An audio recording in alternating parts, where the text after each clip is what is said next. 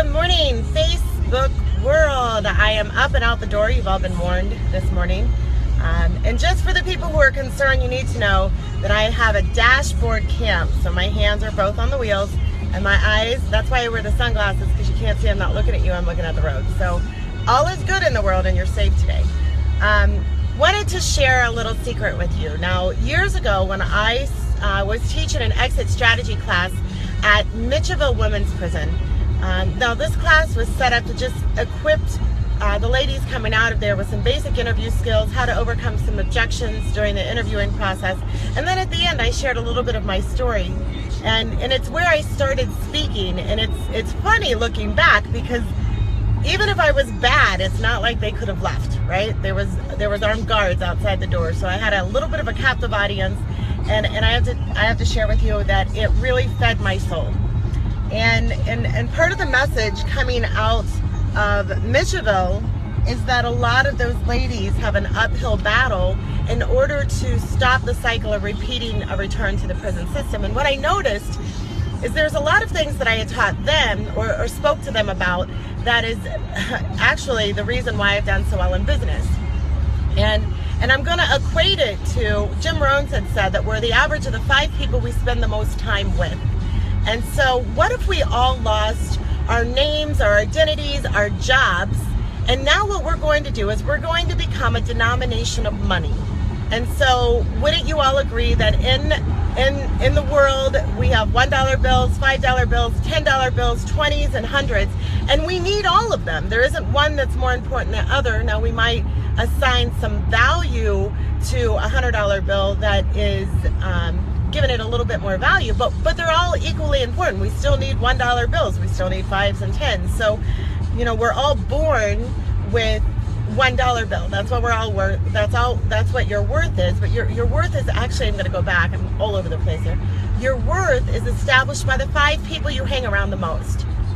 So if you look around and you're in a room and you're 5 people that you hang around the most, you're all dollar bills, then that means that your value is going to be a dollar bill. And you're completely in charge of this process. And so how do you increase your value? How do you build that infrastructure to increase your value? Well, it's not by going back and wiping out every single friend that you have. What happens is you do things different. You do things new. Now, this might be volunteering at a local shelter. It might be going to church. It could be going to school, getting an education. It could be getting a job. But through those actions of doing something new, you're going to come across people that you wouldn't have met normally. And along the way, you're going to become friends with a $5 bill. And immediately, with the one friendship, it has increased your value. You didn't have to go back and wipe out all your friends, just the one friendship. It's increased your value. And what's really neat about this is that you start seeing what $5 bills do different than a $1 bill.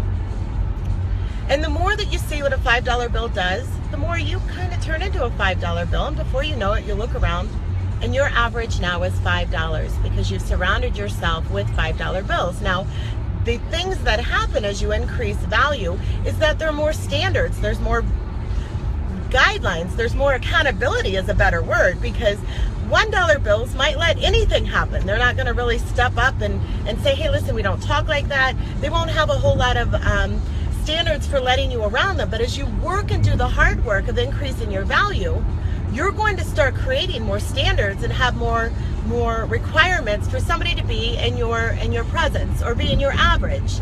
And so then before you know it, after you learn what $5 bills do, you start doing a few new things that you haven't done before, and you meet a $10 bill, and then you meet a 20, and you meet a 100. Now, once you're a $100 bill, it's not easy to attain, and it is completely a choice, because you can go through your entire life as a dollar bill, and it will be fine, and you get to experience life, and it's fantastic. But as you increase your value, you're able to experience life at a whole different level than what you had at the prior. And so as you're doing the hard work of increasing your value, you now have a responsibility to go back and help mentor.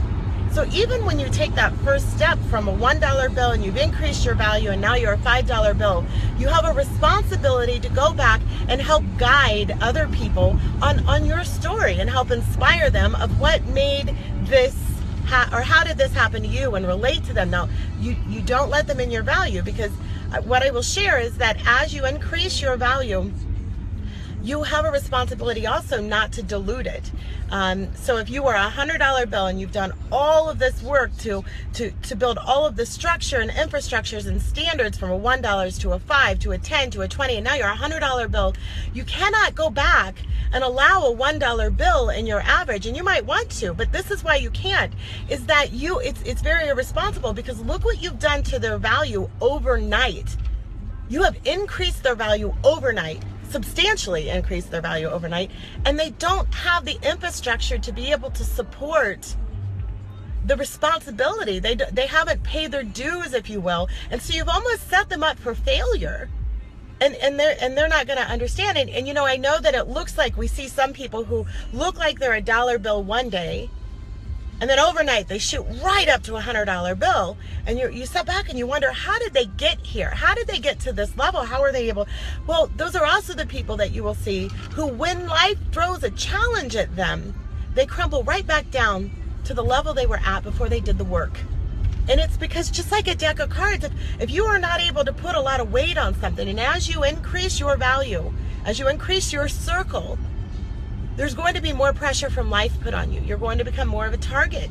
There's going to be people who are going to come after you. And if you don't have that infrastructure, then you're going to go back down to that value where you've done the hard work and you know what you can count on. Everything's going to collapse back down.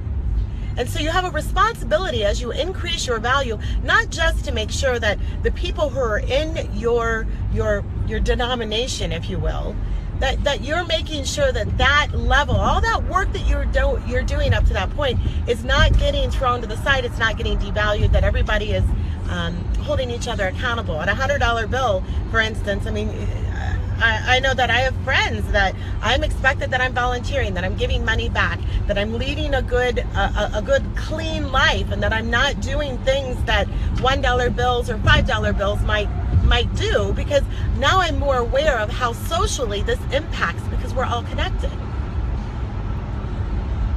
So when you are looking at how do you change things in your life, how do you make changes, the first thing you have to understand is your own value. You have to go and look in the mirror and see, where am I in this process?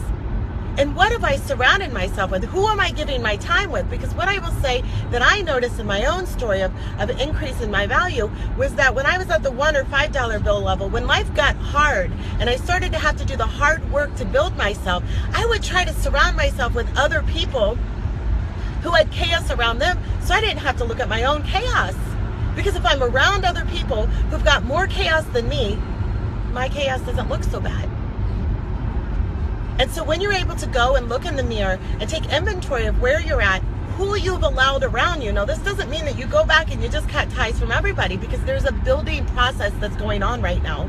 And also, through those relationships that you've made at every level, you're going to go back and you're going to mentor them, because who knows? They could be the next, you could be, I could be, anybody could be, and they could be the next great thing that the world needs for inspiration and for guidance. And so what I would challenge you today is to look around and see, who have you allowed in your average? What are you allowing to happen? Because if it is going on around you, and you may not be doing it, but it's going on around you, then people are going to associate that with you. And if you've done all this work to get to where you're at, make sure you're valuing that. And if you haven't, get to work. It's a great day. It's a Thursday. You woke up and you're breathing. And so this is a fantastic day to get started.